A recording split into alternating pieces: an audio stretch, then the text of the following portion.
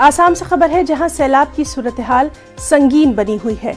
कल सैलाब की वजह से एक बच्चे समेत मजीद 2 लोगों की मौत की खबर आई। इस तरह हलाकतों की तादाद 30 से तजावुज कर गई है। रियासत के 7 अजला में सैलाब से 5,61,000 से ज्यादा लोग मुतासिर हैं। ये इत्तला एक सरकारी बुलेटिन में दी गई है। इसके साथ ही सैलाब की सूरत हाल से निपटने में मदद के लिए SDRF से 324 करोड़ रुपए की पेशगी रकम जारी की गई है। तो आसाम जहां पर लगातार सैलाब की सूरत हाल संगीन बनी हुई है, लोगों को महफूज मुकामात पर मुंतकिल भी किया गया है। मदद और राहत वहां लगातार पहुंचाई जा रही है। सीधे रुख करेंगे गुवाहाटी का। हमारे साथ मौजूद है हमारे साथी निलॉय भट्टाचार्य।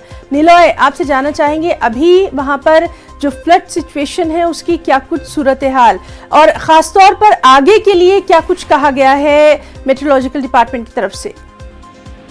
जी हिना, हालांकि पानी का स्तर तो लगातार घटते जा रहा है, लेकिन अभी भी करीबन 7 जिलों में बाढ़ का जो स्थिति है वो जो त्यों बना हुआ है। घरों में पानी घुसा हुआ है और उसके बाद जो कीचड़ से भर गया है घर, उसके अंदर अभी भी रहने लायक स्थिति है नहीं। तो इससे सूरत हाल करीबन 6 से 7 लाख लोग अभी भी विस्थापित है और करीबन 30 लोगों की मौत हो चुकी है। कल भी 2 शिशु पानी में बह गया है। तो आज केंद्र का एक इंटर मिनिस्ट्रियल टीम असम का दौरा कर रहा है। यहाँ के असम डिजास्टर मैनेजमेंट की टीम के साथ ये जिलों में दौरा करेंगे। करीबन 3 लाख से अधिक लोग नौगांव जिले में ही प्रभावित है और दूसरा जो सबसे प्रभावित जिला है कछार, उसमें करीबन 1,75,000 लोग वहां पे प्रभावित है। इस बार का बाढ़ जो आया था इसमें करीबन 26 जिलों में सबसे ज्यादा प्रभाव दिखा गया, जिसमें से पूरा बराक घाटी जो है, बराक घाटी का 3 जिला और डिमा हसाओ जिला, इस बाढ़ का और लैंडस्लाइड का जो प्रभाव है इन जिलों में सबसे ज्यादा देखा गया है।